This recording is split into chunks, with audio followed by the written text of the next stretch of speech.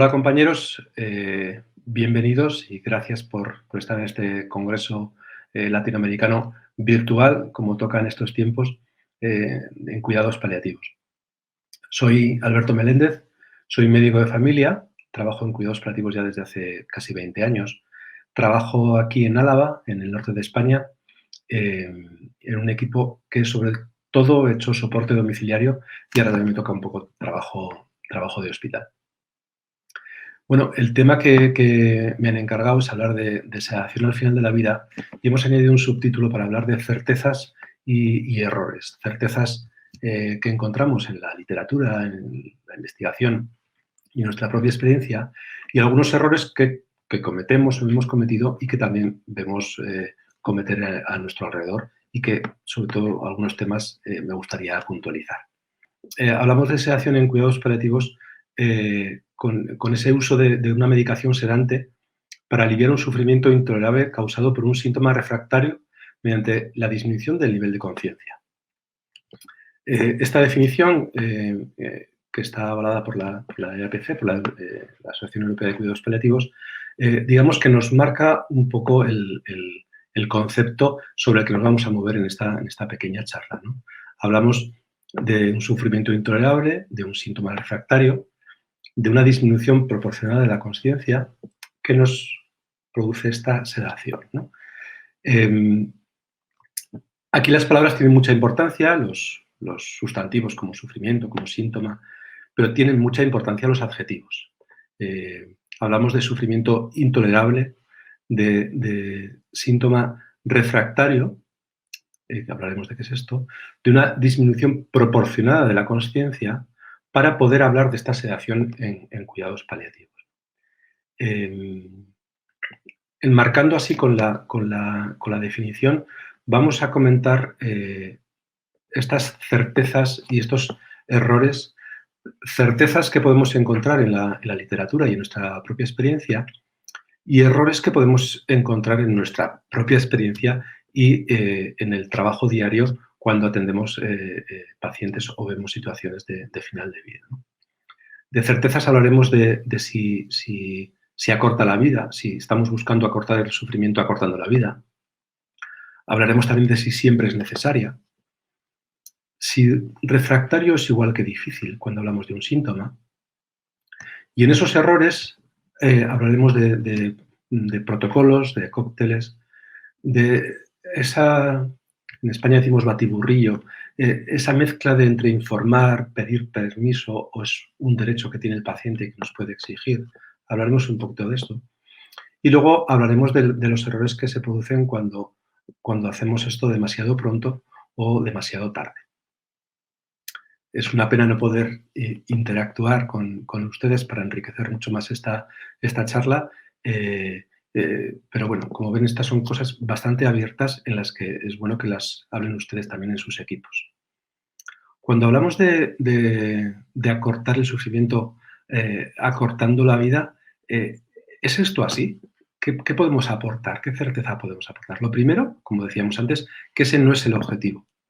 La diana no es la vida, no es la temporalidad de esa vida, sino la diana es la disminución de la consciencia como efecto secundario que va a producir una mejoría de ese síntoma que no podemos paliar. Entonces, el objetivo, desde luego, no es acortar la vida. El objetivo es proteger al paciente, procurarle un estado de calma o de tranquilidad que ese síntoma que no podemos quitar no nos está permitiendo. Por lo tanto, desde luego no es su objetivo. Y es que además lo que sabemos es que no es lo que ocurre. Ya hay varios estudios que han mostrado con todas las dificultades técnicas que ustedes pueden imaginar, en cuanto a que no es fácil encontrar dos pacientes iguales, con dos patologías iguales, con dos síntomas iguales, con una temporalidad igual para medir los tiempos, pero los estudios que se han hecho con todas estas dificultades, repito, dicen que no es cierto que ocurra esto, ¿no? Y esos estudios, hay estudios de muchos ámbitos, hay un estudio colombiano muy interesante que avalan un poquito esto, ¿no? La sedación no acorta la vida. En cuanto a otros, esto es una certeza, en cuanto a errores que a veces encontramos, protocolos y cócteles, ¿no? La sedación precisa un abordaje individualizado, porque la sedación va a depender de la patología de base, por supuesto, de qué grado de disminución de consciencia pretendemos, de qué características tiene el paciente, de cuál es el entorno de cuidado, el entorno que ha elegido él, el entorno que ha sido posible, cuál es el síntoma refractario al que nos estamos enfrentando y qué medicación previa. Probablemente haya más factores, pero con todos estos factores, pensar en un protocolo o en un cóctel como se hacía antes, ¿no? Desde luego, no es tener los pies sobre la tierra, porque, como digo, todas estas circunstancias hacen que esto sea difícilmente protocolizable. Sin embargo, por supuesto que para ayudarnos los clínicos sí que encontramos ciertos algoritmos de decisión o ciertas formas de orientarnos en nuestra forma de actuar, ¿no? Entonces, este es un esquema clásico. Cuando hablamos de un síntoma refractario, lo primero es preguntarnos si hay otras opciones y una vez que se ha consensuado con el equipo que no hay otras opciones, podemos indicar la sedación, ¿no? Y si esa sedación, el síntoma refractario que nos la está indicando es el delirium, tenemos como primera opción la levomepromacina y como segunda opción el midazolam. En caso de que ese síntoma sea disnea, dolor, ansiedad o hemorragia, digamos que la primera opción en este caso es la benzodiazepina, el midazolam, y la segunda la levomepromacina. Como tercera opción, por lo menos a nivel teórico, tenemos, si hay vía endovenosa, se puede usar el propofol, y si hay solo vía subcutánea, entonces tenemos que usar el fenobarbital, si estas dos opciones anteriores fracasan. Como ven aquí, no he querido poner dosis ni indicaciones muy estrictas porque va a depender de tantos aspectos. Además, en un congreso internacional donde la accesibilidad de ciertas vías, ciertos fármacos es compleja, no he querido llegar a tanto. Solo este esquema general para que vean ustedes cómo nos podemos mover, ¿no? Y en el tema de la proporcionalidad que hablábamos antes, tenemos también que poder medir y monitorizar ese estado de sedación que queremos conseguir. Para eso tenemos dos escalas. En mi medio la que más hemos aplicado es la escala de Ramsay, que viene del mundo de la anestesia, que nos va a decir qué nivel de sedación tiene el paciente.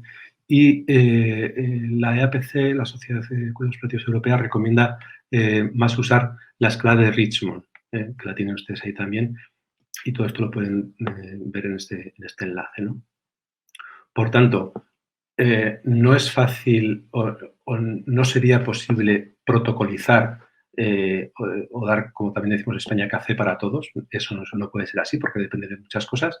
Tenemos unas guías que nos orientan y luego a la hora de valorar el estado de sedación pretendido y conseguido, usamos este tipo de escalas.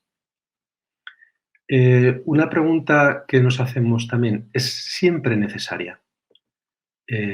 La sedación va a ser una forma en la que todo paciente que esté en cuidados paliativos va a tener que fallecer. Bueno, podemos decir que no todas las personas en el final de la vida van a necesitar sedación. ¿Cuántas personas? Nosotros en nuestro entorno siempre hemos hablado de un 20%, ¿no? Digamos que 20 personas con enfermedades crónicas, avanzadas, amenazantes para la vida, en su fase final, 20 de cada 100 van a necesitar una sedación, ¿no? Pero los números internacionales hablan de una variabilidad terrible, desde el 1 hasta el 88%. Este estudio que les pongo abajo hablaban del 2%, ¿no? Claro, depende mucho de dónde pongas la definición de sedación, si cualquier uso de cualquier fármaco para disminuir el nivel de consciencia hablamos de sedación o referimos a mezclas ya con una indicación clara y tal. Entonces, hay mucha variabilidad. De todas maneras, nunca es el 100%, por supuesto. Y lo que sí que podemos decir es que, como dice un compañero que trabaja en Madrid, Javier Okafor, nadie muere despierto. Y eso también tenemos que saber explicarlo a a la comunidad, a la gente. El hecho de emplear o de no emplear una sedación no es porque la persona va a estar despierta y sufriendo hasta el final, sino porque muchas veces la propia enfermedad o la medicación que está puesta no con intención sedativa baja ese nivel de consciencia, ¿no? Entonces, es importante a la hora de comunicar esto, porque luego se crean falsos mitos o falsas creencias que nos pueden dificultar el trato con las personas y con las familias. Luego, por supuesto, y al inicio del algoritmo que veíamos antes está el síntoma refractario, ¿no? Y difícil no es lo mismo que refractario. Un síntoma es considerado refractario cuando no puede ser adecuadamente controlado sin comprometer la consciencia del enfermo. Nuestra primera intención es controlar el síntoma sin que el paciente vea comprometida su consciencia. Lo que pasa es que si el tratamiento, digamos, estándar o habitual no es capaz de proporcionar un alivio adecuado o se asocia a unos efectos adversos que no son soportables por el paciente, o el marco temporal es inaceptable, o sea, podemos decir, no, pues hoy no le puedo quitar la disnea, pero de aquí a una semana creo que voy a conseguirlo, pues una disnea en un paciente en fase final de vida no tenemos tiempo para eso, ¿no? Entonces, ahí es cuando hablamos de síntoma refractario, ¿no? De lo que no puede ser atendido con los medios habituales. Lo que en este sentido, una deficiente formación hace que todo te pueda parecer refractario, en el sentido de que si no conoces estrategias para la disnea, para el delirium, para el dolor, para una hemorragia, probablemente estés convirtiendo en refractario un síntoma que solo, entre comillas, es difícil, ¿no? Pero desde luego, si por tu formación o por la formación de tu alrededor todo se convierte en refractario, creo que estamos generando maleficencia. Y es obvio que la formación requiere de medios, requiere medios económicos, pero como decía este ex rector de la Universidad de Harvard, si crees que la formación es cara, prueba con la ignorancia, ¿no? Entonces, bueno, en este caso, con personas en un momento de su vida tan especial, tan frágiles y tan sensibles, el poder tener profesionales formados puede hacer que lo que a algunos les parece refractario sea solo difícil, ¿no? Bueno, y ahora vamos a hablar de unos conceptos que son un poquito polémicos. Les decía antes que me hubiese gustado poder tener una interactividad para poder matizar muchas de las cosas que estamos aquí diciendo, que estoy aquí diciendo. Porque vamos a hablar de informar, de conceder un derecho, de pedir permiso para proceder a una sedación. A ver, la información siempre, siempre, con mucho tacto y con mucha honestidad. El tacto no es lo mismo que ocultar, que mentir o que disfrazar, ¿no? Cuando a una persona se le dice que se le va a dormir, o a un familiar le dices que vas a dormir a su familiar porque hay un síntoma que no estás siendo capaz de controlar, es honesto decir que probablemente no se va a despertar, que es lo más normal, ¿no? Entonces, hay que ser honesto y hay que decirlo con tacto, pero esa información hay que darla siempre, siempre. En este contexto, el consentimiento es mucho mejor si lo puedes obtener antes de la crisis.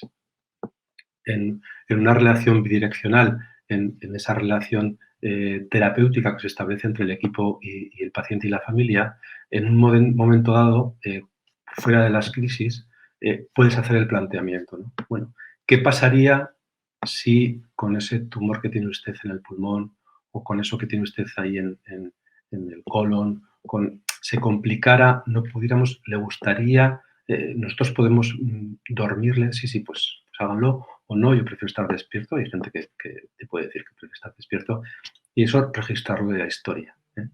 Porque dentro de la crisis, intentar obtener un consentimiento en el paciente o en la familia puede ser complicado y a veces dilatar mucho la acción de iniciar la sedación, ¿no? Entonces, informar siempre contacto y honestidad. El consentimiento mejor obtenerlo antes de la crisis y en las crisis priorizar el confort, que es nuestra obligación como profesionales. La sedación es un acto médico, que no tiene que decidirlo la familia o el paciente, sino que tiene que decidirlo el equipo que está atendiendo, porque es un instrumento que tenemos como equipo asistencial. Por eso, cuando se habla de derecho, habría que matizar, ¿no?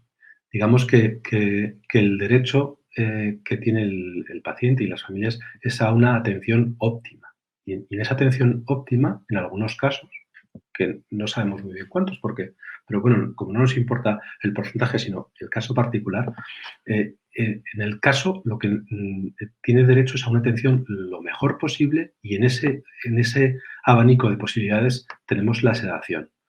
Pero digamos que no es un derecho aislado que uno pueda pedir por su derecho, ¿no?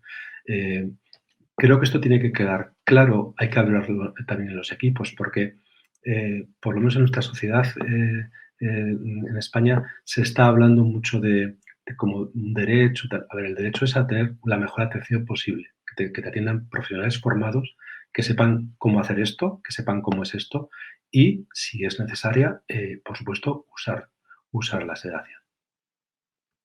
Espero que haya quedado claro. Y luego otros errores que cometemos a veces es el demasiado pronto o el demasiado tarde.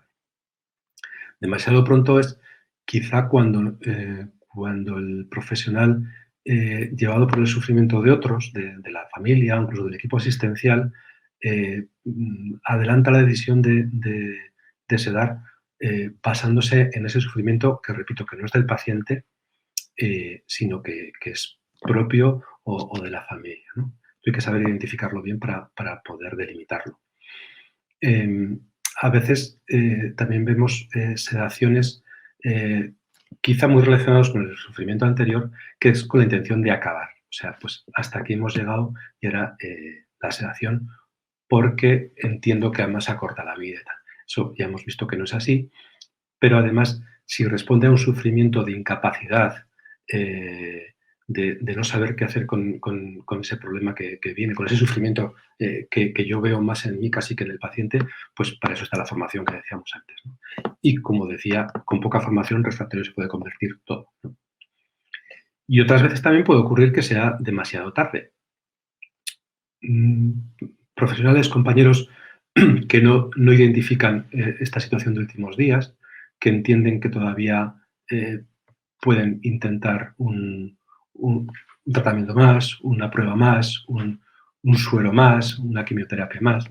Entonces, ante esa no identificación, pues la sedación llega tarde o no llega, ¿no? A veces también por miedo a adelantar la muerte, igual que antes decíamos que eso no ocurría, por mucho que tú quieras hacerlo por acabar con esa situación de sufrimiento, el miedo a adelantar la muerte no te va a llevar a que eso pase antes, ¿no? Y luego también por ese tema de la formación, dudas técnicas y procedimentales. Pues como no sé muy bien cómo hacerlo, espero un poco a ver si las circunstancias o da la vuelta y ya deja de ser necesario, ¿no? Todo esto lo que produce es un intensísimo sufrimiento, tanto en el paciente como en la familia y quizá también en el equipo asistencial. Entonces, como conclusiones, les diría que lo que decíamos antes, ¿no? Que la sedación es un recurso médico para proteger al enfermo de un sufrimiento intolerable. Entonces, lo que nos mueve a hacer una sedación es proteger al enfermo de ese sufrimiento. Como efecto secundario, vamos a tener la disminución de la vida consciente, que no es la vida biológica, pero que tiene una tremenda repercusión, porque sin vida consciente no hay vida de relación, no hay posibilidad de comunicación con el entorno, contigo mismo, con la familia. Por tanto, siendo tremendamente trascendente, no estamos hablando de disminuir la vida biológica, sino la consciente. Porque además el resultado del proceso que estamos atendiendo, el resultado va a ser la muerte, porque se está llegando cuando tomamos una decisión como esta, ¿no? Va a ser el fallecimiento, pero el resultado de la sedación no es el fallecimiento, es disminuir ese nivel de consciencia para conseguir que esa persona viva un periodo de paz y calma que forma parte de su historia personal y de su historia familiar y que debe tener con su familia y con su entorno. Nosotros no somos quienes para ni podemos decidir cuándo, pero sí que podemos hacer mucho por el cómo. Entonces, con la sedación lo que buscamos es eso, ese periodo de paz y calma que permita al enfermo bueno, pues dejar este mundo eh, rodeado de su familia si así lo ha querido, en su casa o en el hospital, según lo que haya querido, pero de una forma lo más pacífica posible. Y esto es lo que les quería contar. Aquí en mi tierra decimos esquerricasco, que es muchas gracias. Ahí tienen mi correo electrónico por si quieren comunicarme alguna cosa o pedirme alguna explicación o algún artículo, alguna cosa. Y por mí esto es todo. Así que muchas gracias y gracias por dejarme participar.